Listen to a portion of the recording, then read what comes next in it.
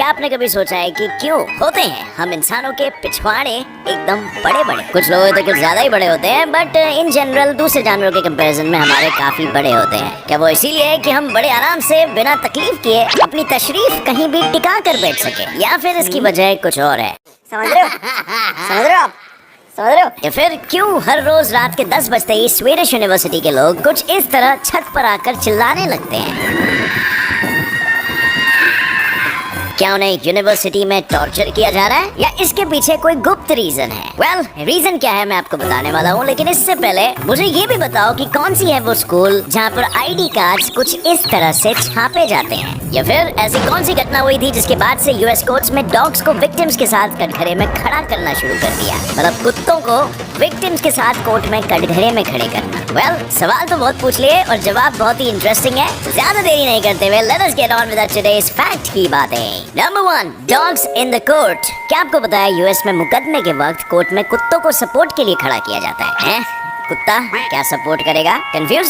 Well, let me tell you a story. ये ना सन 2011 की बात है, जब कोर्ट में बहुत ही टेंस सा माहौल चल रहा था, जहाँ पर एक 15 साल की लड़की जो 4 सालों से सेक्सुअल अब्यूज की विक्टिम थी, उसे विटनेस बॉक्स में खड़ा किया गया था और लॉयर ने उसे उस आदमी की तरफ पॉइंट करने को कहा जो उसका अपराधी था। पर बेचारी लड़की डर के मारे फ्रीज सी हो गई। लेकिन तभी अचानक से लड़की के पास एक फरी सा कुत्ता आया, जिससे लड़की को इमोशनल सपोर्ट मिला और ना सिर्फ उसका डर कम हुआ बल्कि वो काफी रिलैक्स्ड हो गई। और फिर से पूछे जाने पर उसने दोषी के तरफ अपना इशारा साफ साफ लगाया और उसके बाद ही दोषी को 25 साल की लंबी सजा मिल पाई। सब समझे भाई लोग? ये कोर्ट में डॉग्स को लाकर इमोशनल सपोर्ट देने वाली प्रैक्टिस कुछ मिड 1990 से चलती आ रही है, और इसके लिए बकायदा कुत्तों को ट्रेन किया जाता है ताकि वो कोर्ट को डिस्टर्ब ना करे और बिना भौंके आउट ऑफ कंट्रोल हुए चुपचाप वो अब्यूज बच्चों को, वल्नरेबल विक्टिम्स को अपनी प्रेजेंस से सपोर्ट दे। As you know, if you have a dog around you, your body releases all those positive neurochemicals जो आपको अच्छा फील कराता है और आपको मॉरल सपोर्ट देता है। नंबर 2,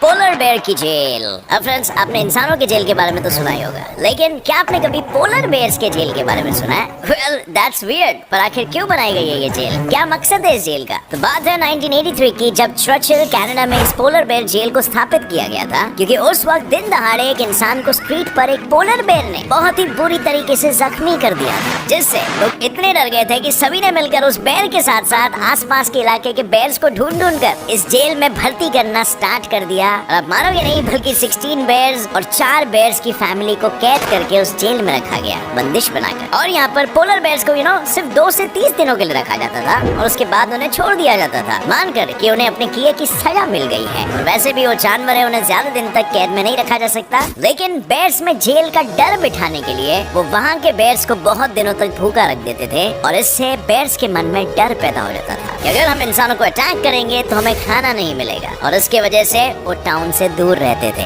कुछ बेयर्स को तो वो लोग अलग अलग जगहों में जाकर छोड़कर भी आ जाते थे, और हालांकि ये लोग काफी बुरा करते थे, बट शहर और शहर के लोगों की हिफाजत के लिए करना जरूरी भी था। Number 3, ID photos. अब फ्रेंड्स, यूएस में एक स्कूल है जहाँ पर आपको ऐसे नहीं बल्कि ऐसे फोटोज अपनी आईडी के लिए खिंचाने पड़ते हैं। क्या बात है? पर ऐसा क्यों करते हैं ये लोग? तो ऐसा होता है मिशिगन हाई स्कूल डिट्रॉइट में, जहाँ पर हर साल इस एनुअल ट्रेडिशन को फॉलो किया जाता है। और होता कुछ यूँ है ना कि सारे स्टूडेंट को कोई भी पॉप कल्चर के कैरेक्टर उठाकर उनके जैसे सेम टू सेम गेटअप करके फोटो खिंचानी होती है। अब नॉर्मली तो हमारे यहाँ पर एक फोटोग्राफर आता है, पीछे लाल पर्दा लगाता है और फोटो खींच के निकल जाता है, लेकिन मिशिगन हाई स्कूल में तो एक साल स्टूडेंट्स इस ट्रेडिशन को नेक्स्ट लेवल पर लेके गए, जहाँ पर कुछ लोगों ने बियॉन्से का गेटअप मार लिया, तो कुछ ने रेचल चू फ्रॉम क्रेजी रिच एशियंस का, और कुछ लोगों ने तो कार्टून कैरेक्टर्स का गेटअप करके फोटो खिंचाया। हर साल इस हाई स्कूल के स्टूडेंट्स अलग अलग गेटअप करके अपनी आईडीज को ट्विटर पे पोस्ट कर देते हैं, जिससे इन्हें हजारों में लाइक मिलते हैं और इनकी क्रिएटिविटी की काफी तारीफ की जाती है। अब इस ट्रेडिशन को कब और क्यों स्टार्ट किया गया था ये तो पता नहीं है, लेकिन काश हमारे यहाँ पर भी कुछ ऐसा कल्चर होता है ना, मजा ही आ जाता। अब 4, खुद के पाँव पर टट्टी।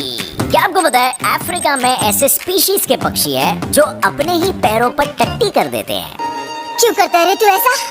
ऐसा क्यों करते हैं भाई? Let's have a look. Meet shoebills, जो मोस्टली अफ्रीका में पाए जाते हैं, और ये अपने पैरों पर इसीलिए टट्टी करते हैं ताकि and listen carefully, ताकि वो गर्म मौसम में अपने पैरों को ठंडा रख सके। What? Bro, what are you talking about, man? हाँ, बहुत सारे प्रकार के बर्ड्स इंक्लूडिंग शू बिल्स की टट्टी लिक्विड फॉर्म में होती है, यानी कि ये बर्ड्स फीसेस और यूरिन का मिक्सचर एक्सक्रीट करते हैं और जैसे ये टट्टी करते हैं टट्टी इनके पैरों को कवर कर लेती है और टट्टी में से लिक्विड गर्मी के कारण इवेपोरेट हो जाता है और उसके बाद इनके पैरों पर एक व्हाइट पाउडरी सब्सटेंस बन जाता है। वेल, आपने भी एक्सपीरियंस किया होगा, अगर कभी किसी पंछी ने आप पर पूप किया हो तो आपने देखा होगा कि वो सूखने के बाद पाउडरी सा हो जाता है और आपका दिन काफी लकी भी हो जाता है। और वेल, आपको तो पता ही होगा व्हाइट कलर से सनलाइट रिफ्लेक्ट करती है जिसकी वजह से इनके पैर ठंडे रह पाते हैं। काफी विचित्र तरीका है मगर रिजल्ट देता है। झूठ लगता है तो ट्राई करके देख लो। नंबर 5, टॉयलेट से ज्यादा किया मैंगा के लिए पेपर यूज। अब फ्रेंड्स, अब मानोगे नहीं, जापान में टॉयलेट पेपर से भी ज्यादा पेपर मैंगा कॉमिक्स के लिए यूज किया जाता है। वेल, अब जो समझदार है वो समझ गए होंगे कि मैं किसकी बात कर रहा हूँ, लेकिन जिन्हें नहीं पता कि मैंगा क्या है उनको मैं बता दूं कि मैंगा जापान में बहुत ही पॉपुलर कॉमिक बुक्स और नॉवेल्स हैं जिनका ट्रेंड 19th सेंचुरी से जापान के लोगों में छाया हुआ है। और आप बिलीव नहीं करोगे, हर महीने मैंगा के 500 से भी ज्यादा कैटेगरीज के कॉमिक्स और नॉवेल्स यहाँ पर रिलीज किए जाते हैं। और अब जस्ट इमेजिन इतने सारे कॉमिक्स और नॉवेल्स के लिए कितना ज्यादा पेपर लगेगा। ऑन दी अदर हैंड, अगर हम टॉयलेट्स की बात करें तो जापान में ज्यादा करके टॉयलेट्स में बाइडेट्स इंस्टॉल्ड होते हैं। मतलब आप टॉयलेट सीट पर अपनी तशरीफ रखकर बैठोगे और काम खत्म होने के बाद एक बटन प्रेस करोगे और नीचे से पानी का फव्वारा आकर आपकी टट्टी को धो देगा। ये है एडवांस जापानीज टॉयलेट्स, जिसके बारे में हमने पहले भी बहुत बात की है और इस वजह से उन्हें टॉयलेट पेपर की ज्यादा जरूरत नहीं पड़ती और वो सारा का सारा पेपर मैंगा की कॉमिक्स बनाने में यूज किया जाता है। नंबर 6, एक सर्फिंग बिल्ला कुली। गौर से देखो इस बिल्ले को जो सर्फ कर सकता है। भाई लोग, हम एक ऐसी दुनिया में रहते हैं जहाँ पर बाकी की बिल्लियाँ पानी देखकर भाग जाती है और वहीं पर ये बिल्ला आराम से पानी में स्विमिंग और सर्फिंग कर रहा है। बात क्या है? वेल, लेट्स मीट हवाई का बिल्ला कुली, जिसे 6 महीने की नाजुक उम्र में रास्ते पर बहुत ही बुरी हालत में देखकर 2 रूममेट्स ने अडॉप्ट कर लिया था। जब उसे अडॉप्ट किया गया था वो बहुत ही मैल नरिश्ड था और उसकी एक आंख में इन्फेक्शन हुआ था जिसे आगे जाकर निकाल दिया गया। अडॉप्ट करने के 1 महीने बाद दोनों भी रूममेट्स को ऐसा लगा कि उनका ये नया दोस्त ज्यादा दिन नहीं जी पाएगा, बस सिर्फ कुछ ही दिनों का मेहमान है। बट कुछ वक्त के बाद भगवान का शुक्र, इस बिल्ले की हालत सुधरने लगी और वो ठीक होने लगा। और इस दौरान बीमार होने के कारण कुली को बहुत बार नहलाया जाता था और इससे जैसे कुली एकदम फिट हो गया और शायद उसका पानी का डर भी निकल गया। इसके बाद दोनों भी रूममेट्स उसे वॉक पर ले जाते थे बाहर बीच पर और उसे स्विमिंग और सर्फिंग भी सिखाने लगे। वो हर रोज शाम को कुली को लाइफ जैकेट पहनाकर उसे स्विमिंग सिखाते और देखते ही देखते कुली स्विमिंग एंड सर्फिंग में मास्टर हो गया। वेल, तो ये थी एक आंख वाले बिल्ले की कहानी जो आज पूरी दुनिया में सर्फ करके दुनिया के लिए एक मिसाल बन गया है। नंबर 7, 10 बज गए, अब चिल्लाओ। अब फ्रेंड्स, आपको ये सुनकर थोड़ा सा वियर्ड लगेगा बट यूरोप में एक ऐसी यूनिवर्सिटी है जहाँ पर रोज स्टूडेंट्स रात के 10 बजे जोर जोर से चिल्लाकर हंगामा मचाते हैं पर उन्हें कोई भी कुछ नहीं कहता। क्या इस यूनिवर्सिटी में भूत है? वेल, दरअसल मैं बात कर रहा हूँ स्वीडन में एक अपसाला नाम की स्टूडेंट सिटी की, जहाँ पर बहुत सारे स्वीडिश यूनिवर्सिटी के स्टूडेंट्स और इंटरनेशनल स्टूडेंट्स रहते हैं। और इसी अपसाला में एक फ्लॉगस्टार नाम का एक बहुत बड़ा एरिया है जहाँ पर जैसे ही रात के 10 बज जाते हैं वैसे ही सभी स्टूडेंट्स अपने काम धंधे छोड़कर जोर जोर से चिल्लाना शुरू कर देते हैं। और इसके पीछे का रीजन क्या है पता है? ताकि